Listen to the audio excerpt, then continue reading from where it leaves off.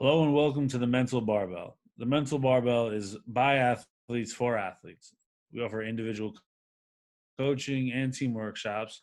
So if you're interested, reach out. Our email is info@thementalbarbell.com. Again, it's info@thementalbarbell.com. All right. And today we got myself, Chris, and Ian back together, and we're just going to talk some sports. Take it away, Ian. Absolutely. Yeah. So today we're going to kind of talk about the idea of playing through the whistle and always being prepared to capitalize on opportunities. And so this past week or so of sports, the biggest thing that we saw, I mean, if you look at the game against the Browns against the Bengals, the Browns going into the last probably 15 seconds of the play, they were trailing, and they threw kind of a flea flicker pass into the end zone. The receiver caught the ball, barely drug his feet into the end zone for the win. And so, that was an example of a team really not giving up and playing every down all the way down to the last, that last final whistle. And luckily they were able to turn it around and to capitalize on the win. But absolutely, playing through the whistle is super, super important for athletes. So many times you see an athlete kind of recognize that they might not win this or they might not get the play that they're looking for, and they kind of give up. And it's there's so many examples of times where an athlete didn't give up and it became one of those legendary sports moments. And I think practicing playing through the whistle and preparing for those opportunities every day sets you up mentally to then, you know, to then bring that to a game. And so, Chris, I know you have some examples maybe from the UFC this past couple of weeks. Yeah, for sure. And to kind of highlight what you were saying, OBJ got injured first game or first play of the game too. So, the Browns just had really all the reasons they could have quit. They were there, but they decided to fight back, and that was a great game. Yeah. Yeah, but we had the highlight knockout where the guy threw a kick and his opponent grabbed it and held his foot. And then, it usually is like a rollout or some type of let me get my leg back and be stable, turned into a roundhouse knockout, which just shook the UFC world. Really big highlight. Everyone was watching. But again, who thinks of that in that moment and seizing an opportunity? What looks like a great possible takedown for his opponent turned into a knockout highlight reel and 2 bonus checks for the fighter who knocked him out. And kind of going to what you were saying too with effort, cool to see. So we have the DK Metcalf, what would have been touchdown maybe 3 weeks ago now when he was running into the end zone against the Cowboys, and CD Lamb, I believe, or no, I apologize, Trayvon Diggs, the cornerback, punched it out of his arms out of the end zone, and it became a touchback for the Cowboys. Mhm. Turns into one of the greatest rundown defensive rundown stops off of a pick we've seen. I think almost in our generation.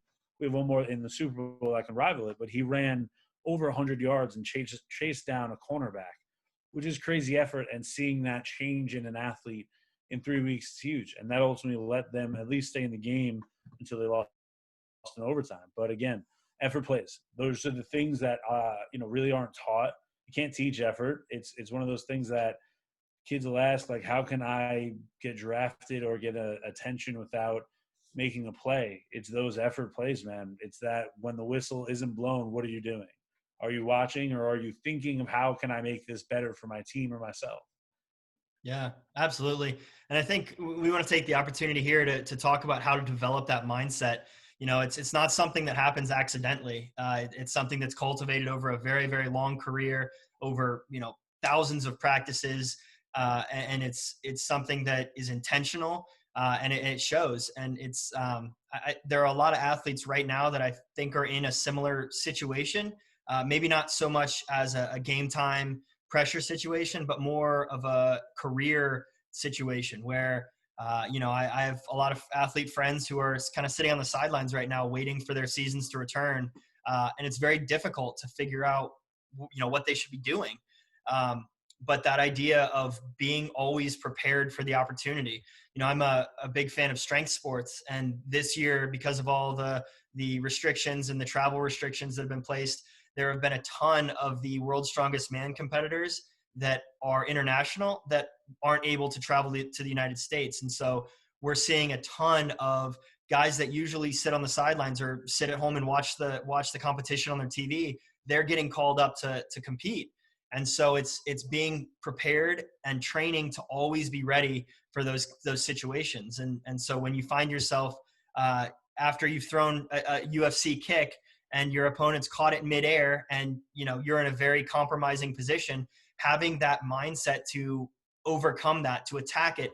And the kick that you're talking about, he was completely in the air. There was not a part of his body that was in the air, and yet he still got up and finished a roundhouse knockout kick. And you can't do that on accident. And that's something that, again, it's that being always prepared to capitalize on the opportunity. And that's that's the topic today. And really learning how to cultivate that mentality. So if you have some thoughts on your experience or the athletes you've worked with. It starts from the building blocks of when you're doing drills. Like if you're doing sprinting drills, are you sprinting through the cones or to the cones?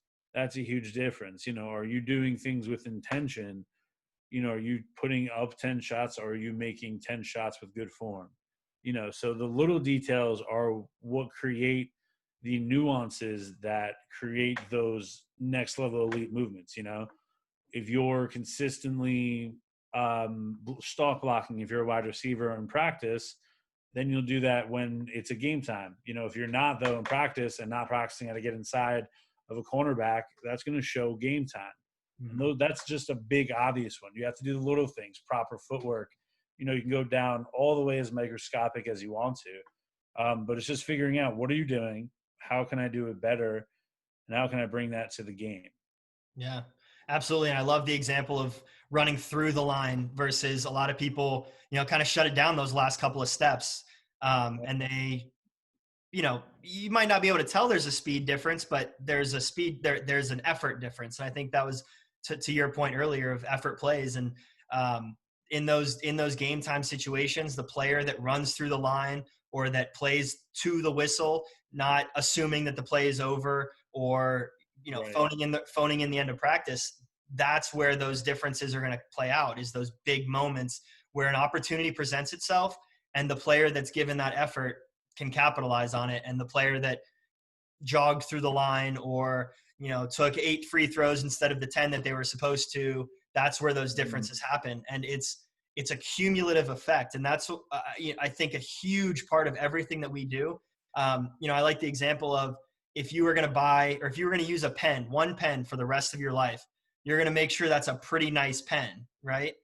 And I think your psychology is very, very similar to that. You've got one brain, you've got one way of thinking. Your psychology applies to everything. And so those little tiny things that you do right over and over and over again make a tremendous impact on your psychology. And then it's obvious in those big moments who's done the right thing and who's done the wrong thing. For sure. And to kind of add to what you said about the snowball effect, Kobe Bryant said how he used to start training 3 days a week when he got to the NBA. And he did that because in 5 years, when you add up an extra workout, every day, 52 weeks, 5 times, that difference between where he is and where his opponents are is something they won't be able to make up. So Absolutely. It's exactly that. You take 10 dribbles. It's the cliche thoughts that we see in movies, you do 10, but your opponent's doing 12, so you do 13. It's exactly that, though. It's that mindset of, am I comfortable with 10? If I'm not going to hurt myself, can I do 2 more? Push yourself to the limits where you won't get hurt. And that's a tricky line, too.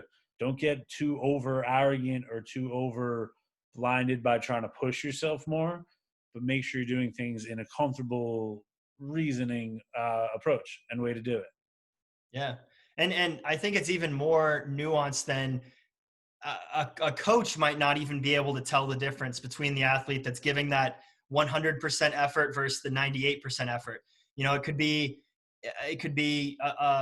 you're supposed to do 5 squats, and the 5th squat, you kind of lock it out and then you just put the bar in the rack, or the person who every rep is perfect and that 5th one is just as good as the first one. And, looking at it, they didn't do anything extra. They didn't do 6, they didn't do 10 reps, but the reps that they did do, they made sure were 100% all the way through all the way through the whistle, which is, the theme of today. So, Yeah. absolutely.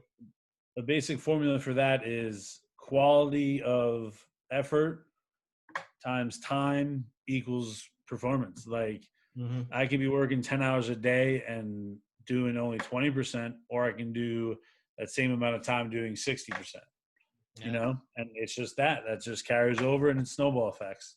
Yeah, absolutely. And I think, everything that we talk about, covered a couple topics on this channel before, but they all kind of tie into each other because they're all related. It all happens, in the 6 inches between your ears.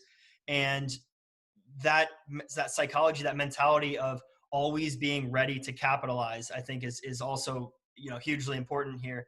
And it's preparing to be able to capitalize on those opportunities. That's really important. And that's, it's a slight change in the way that you think, but as we've seen over the past several big sports games, like we can see that those things happen, and they do make a difference in those big game time moments. So Yeah. absolutely. You got to stay ready so you don't have to get ready. There you go. I like that. As always, Ian, glad we can get this one done. Absolutely. Take it easy, Chris. You too, man. Bye.